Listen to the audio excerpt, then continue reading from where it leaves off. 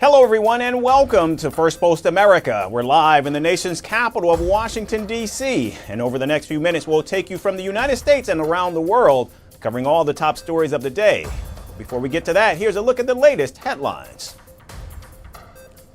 Russia fires a volley of drones and missiles at Ukraine, hitting apartment buildings and a nursery in Kyiv. Days after Ukrainian President Volodymyr Zelensky proposed holding a fresh round of peace talks. An Air India flight skids off the runway as it lands during heavy rain at the Mumbai International Airport, briefly shutting down the runway. Authorities say all passengers and crew members are safe. Iran says it will host China and Russia for talks on its nuclear program on Tuesday amid threats from European powers to reimpose sanctions on the Middle Eastern country. Japan's prime minister vows to stay in office after his ruling coalition suffered a bruising defeat in recent elections, prompting some in his own party to doubt his leadership. And European car maker Stellantis reports a loss of $2.7 billion in the first half of this year, blaming U.S. tariffs and a costly charge from changes in an American law.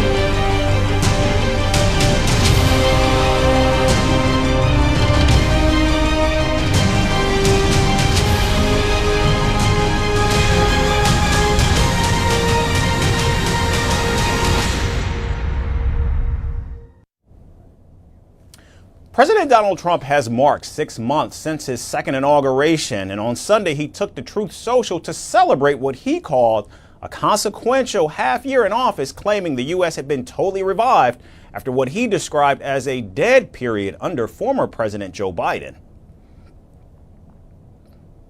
Wow, time flies. Today is that 6th month anniversary of my second term. Importantly, it's being hailed as one of the most consequential periods of any president. In other words, we got a lot of good and great things done. 1 year ago, our country was dead, with almost no hope of revival. Today, the U.S. is the hottest and most respected country anywhere in the world. Now, 6 months in, the headlines have been relentless, from trade wars and deportation drives to escalating conflicts and global withdrawals. Here's a look at 5 defining policy moves of President Donald Trump's return to power. Beginning in January, he unleashed sweeping tariffs on allies and competitors alike, roiling financial markets and raising fears of a global economic downturn. In April, he introduced reciprocal tariffs and a 10% baseline duty on imports from countries including India, Canada, and Mexico before pausing enforcement for 90 days. And earlier this month, he sent letters to world leaders demanding new trade deals by August 1st or face fresh tariffs. His administration has also escalated tensions with China before softening duties in a limited deal and has threatened blocs like the EU and BRICS with similar measures. Now, to be clear, the president campaigned on promises of the largest deportation drive in U.S. history, fueled by incendiary rhetoric calling undocumented migrants savages and animals. The White House claims the administration has broken a record number for the number of deportation flights in the month of June alone. And the administration says the U.S. immigration and customs officials have arrested over 100,000 illegal alien criminals, including members of a vicious Venezuelan gang. But new polling shows public support for his immigration crackdown is in fact slipping, with nationwide protests erupting against recent raids. Moving on, after his swearing in, Trump vowed to be a peacemaker. But 6 months into his second term, the reality is very different, with the U.S. entangled in multiple conflicts across the globe. And Europe has pledged to end the Russia-Ukraine war within 24 hours, has in fact stalled, and frustrations are mounting. In fact, he recently gave President Putin 50 days to agree to peace or face steep tariffs. Meanwhile, in the Middle East, Washington launched strikes on 3 Iranian nuclear sites last month amid a breakdown in a recent conflict with Israel. The U.S. also hit Houthi positions in Yemen before securing a ceasefire in May. And in Gaza, while the president has pressed Israel to end what he called the hell in the besieged enclave, indirect peace talks in Qatar remain deadlocked despite President Trump's claim that 10 hostages will be released soon. And the White House has also withdrawn the U.S. from a slew of international entities accusing them of undermining American sovereignty. This includes the World Health Organization, the UN Human Rights Council, and the Paris Climate Accords, which the administration calls anti-American and unaccountable. And finally, the president's facing renewed scrutiny over his handling of the Jeffrey Epstein case. And despite far-right hopes that Donald Trump's return would expose a hidden client list or prison cover-up, his administration has dismissed these theories, fueling backlash from MAGA loyalists now accusing him of going quiet on Epstein's many crimes. So from trade wars and airstrikes to global walkouts and deep divides, the president's first 6 months have redefined America's role both at home and abroad. And if the first half of the year is a harbinger of things to come, the next 3.5 could prove to be even more turbulent. And staying with the Trump turbulence, the president just dropped an AI-generated bombshell on Truth Social, showing none other than Barack Obama getting arrested by the FBI inside the Oval Office. Now, to be clear, it is a deep fake. And like all things Trump, it comes wrapped in conspiracy, drama, and yes, untruths. Now, underscoring the fact that there's no doubt that even after all these years, the former president and Nobel laureate continues to live rent-free in Trump's head. Here's more on the story. If you thought U.S. politics couldn't get any weirder, Donald Trump just said, "Hold my Truth Social login." In his latest episode of Presidential Potshots, Trump has taken aim at his former president, Barack Obama. Trump shared an AI-generated video that shows Obama getting arrested by the FBI, inside the Oval Office, in handcuffs, and eventually behind bars in a bright orange jumpsuit. Posted on Trump's preferred playground, Truth Social, the deepfake drama is complete with a montage of Democratic leaders chanting their favorite legal mantra, "No one is above the law." Ironically, it opened with Obama himself saying, and I quote, "Especially the president is above the law," end quote. Especially the president is above the law. A message Trump clearly took to heart by flipping it into a bizarre fantasy sequence when he watches his predecessor get perp-walked in the same room he once occupied. And in case the irony wasn't thick enough, Trump is seen smiling like a child in the background. The cherry on top? A random intermission featuring a clown version of Pepe the Frog. Because does the meme circus ever shut? The AI-fueled political roast comes hot on the heels of some very serious allegations hurled by U.S. Director of National Intelligence, Tulsi Gabbard. She's claiming that Obama and his National Security Squad tried to manufacture intelligence reports back in 2016 to make it look like Russia handed Trump the presidency on a silver platter. Gabbard also wants Obama and his top brass prosecuted for what she's calling a treasonous conspiracy. And yes, while all this digital drama unfolds, let's not forget that just a few months ago, Trump and Obama were seen sharing a surprisingly friendly moment at former President Jimmy Carter's funeral. Social media loved it. Trump had even joked, saying that the two leaders probably like each other. Fast forward to now, one of them is locking the other up in deepfake land. Of course, the video carries no disclaimer, no satire label, and no chill. So what's next? Hillary in stripes? Biden in CGI cuffs? One thing's for sure. In the world of Trump versus Obama, reality is negotiable, but the drama is always very real. And now from the White House to the Middle East, where tensions remain high following last month's brief but intense conflict between Israel and Iran. In a significant development, Russian President Vladimir Putin held an unannounced meeting with Ali Larijani, the top advisor to Iran's supreme leader, Ayatollah Ali Khamenei, at the Kremlin on Sunday. The meeting focused on Iran's nuclear program and the worsening situation across the Middle East. Now, according to a Kremlin spokesperson, Larijani conveyed Tehran's assessment of the regional escalation and discussed the status of Iran's nuclear activities.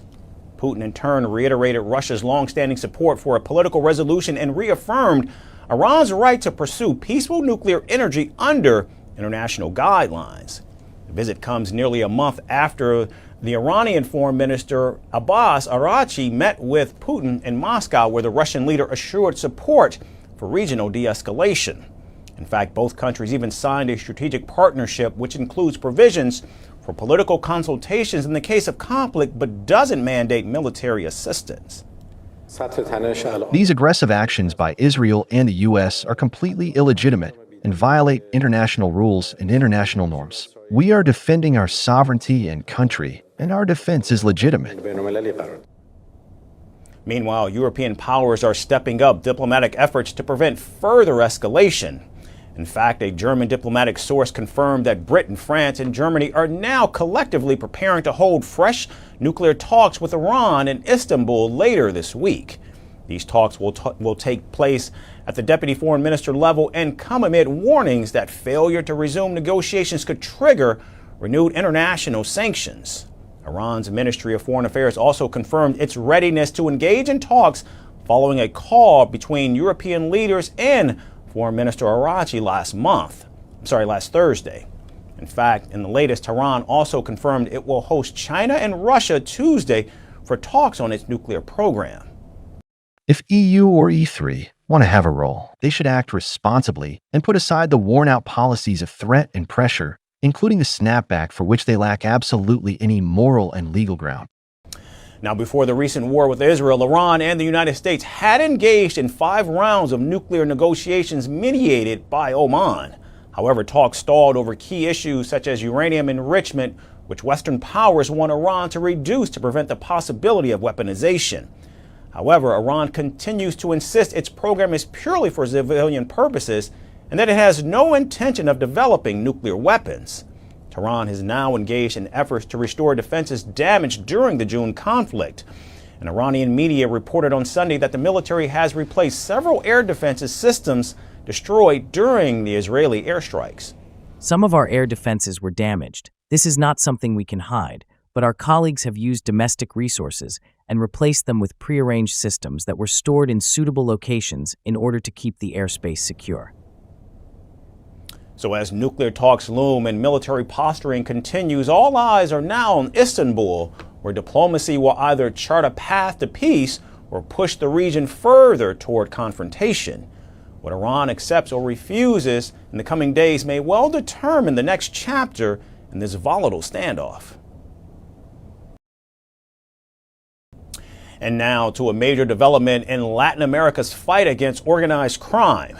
Ecuador has extradited its most notorious and wanted gang leader, Jose Adolfo Macias, better known as Fito, to the United States, where he faces federal drug and weapons charges. Now, Fito was reportedly transferred on Sunday from a maximum security prison to an airport, where he was handed over to U.S. officials carrying out the extradition process. His arrest and transfer mark a major breakthrough in Ecuador's violent struggle against narco-trafficking gangs that have turned port cities into epicenters of violence. Now, Fito, a former taxi driver turned crime boss, is no ordinary criminal. In fact, he's the alleged leader of Los Choneros, Ecuador's most notorious cartel-linked street gang. Authorities accuse him of drug trafficking, murder, and organized crime. In fact, his network is believed to be tied to Mexico's Sinaloa cartel, Colombia's Gulf Clan, and the Balkan mafias, allegedly making him a transnational threat. In fact, he was already serving a 34-year sentence when he escaped last year, exposing the reach of criminal gangs inside Ecuador's prisons. When Fito vanished from a maximum security facility, his escape triggered a nationwide emergency and a military crackdown on prisons. What followed was weeks of violence. Gangs staged prison riots, burned vehicles in the streets, and took television crews hostage live on air, plunging the country into chaos. In fact, months went by before the crime boss was finally apprehended. He was captured by authorities after a year in hiding. And officials found him in an underground bunker by a mansion in the country's Manabí province. The villa was equipped with a home gym, marble walls, and a game room, among other amenities. Officials say he feared being buried alive as excavation equipment closed in. Take a look. En ese momento comenzaron a cavar. The excavating machinery arrived, and at that moment, they began to dig. When this happened, alias Fito panicked because if we continued digging, the roof of his bunker would collapse. At that moment, he opened the hatch where there were already military and police personnel and got out of the hole he was in. That is how we were able to apprehend and detain alias Fito. De esa forma llegamos a la aprehensión, detención de alias Fito. Now, earlier this month, Fito voluntarily agreed to be extradited to the United States. And the flight transporting the wanted criminal landed in New York on Sunday night, and federal prosecutors have indicted him on charges of cocaine trafficking, firearms possession, and conspiracy. In fact, the U.S. has accused Fito's gang of shipping and distributing multiple tons of cocaine from Ecuador to other countries. And if convicted, he faces a minimum sentence of 10 years in prison and up to life behind bars. Now, Fito, who is the first Ecuadorian to be extradited to the U.S. from Ecuador, will appear later today in federal court, where he will reportedly plead not guilty to the charges leveled against him. And his arrest may be a victory, but the question now is whether taking down Ecuador's most wanted will slow the violence he helped set in motion. And before signing off, our final report tells you about the extraordinary tale of a soldier who dodged bullets at 21 and won TikTok at 100. Jake Larson, known worldwide as Papa Jake, stormed Omaha Beach in 1944, helped plan D-Day, fought Hitler, and then nearly 80 years later became a social media darling with 1.2 million followers. He read letters from kids, cracked jokes, and reminded the world what courage actually looks like. From muddy trenches to viral fame, his was a life truly lived. Jake passed away on July 17th at 102, and his granddaughter said he left cracking jokes to the very end. Here's the story of Papa Jake. Jake Larson, better known as Papa Jake, has passed away. The beloved World War II veteran died at his California home on July 17th. He was 102. His death was confirmed by his granddaughter Michaela Larson, who also managed his viral TikTok account, Storytime with Papa Jake. I am so thankful to have shared my Papa Jake with you all. You meant the world to him. When the time is right, I will continue to share Papa Jake's stories and keep his memory alive. We appreciate all the kind words and posts. As Papa would say, love you all the mostest. Jake Larson's story is the kind usually found in history books, except his came alive on screens across the world. Born on 20th December 1922 in Owatonna, Minnesota, he lied about his age to join the National Guard at just 15. He said he was 18. And that bold move began a journey that took him across war-torn Europe. By 1942, he was stationed in Northern Ireland with the U.S. Army's Victory Corps. He later became Operations Sergeant and helped plan Operation Overlord, the Allied invasion of Normandy. Larson also fought in the Battle of the Bulge, a freezing, brutal clash in Belgium. His bravery earned him a Bronze Star and France's Legion of Honor. But Papa Jake's legacy didn't end with the war. Decades later, during the pandemic, his granddaughter Michaela started posting his stories on TikTok. The first video came in June 2020, and it exploded. Millions tuned in to hear him recount his memories, read fan letters, and crack grandpa-style jokes. He called himself the luckiest man in the world. His followers, 1.2 million on TikTok, 88,000 on Instagram, and over 16,000 on YouTube, agreed. They sent him messages, drawings, and heartfelt thank yous. In June 2024, he traveled to Normandy for the 80th D-Day anniversary. CNN's Christiane Amanpour interviewed him on the very shores he once stormed. That interview later won an Emmy. Amanpour shared the award with Larsen, who was overwhelmed. Larsen was the last surviving member of his company. In fact, in his final years, he also published a memoir, The Luckiest Man in the World. Clearly, Papa Jake was more than a soldier. He was a storyteller, a symbol of courage, and a reminder of what it means to serve. He lived a century and still found time to make the world laugh.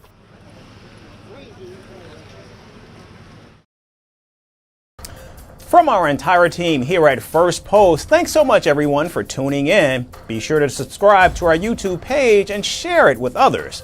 Thanks again everyone for watching.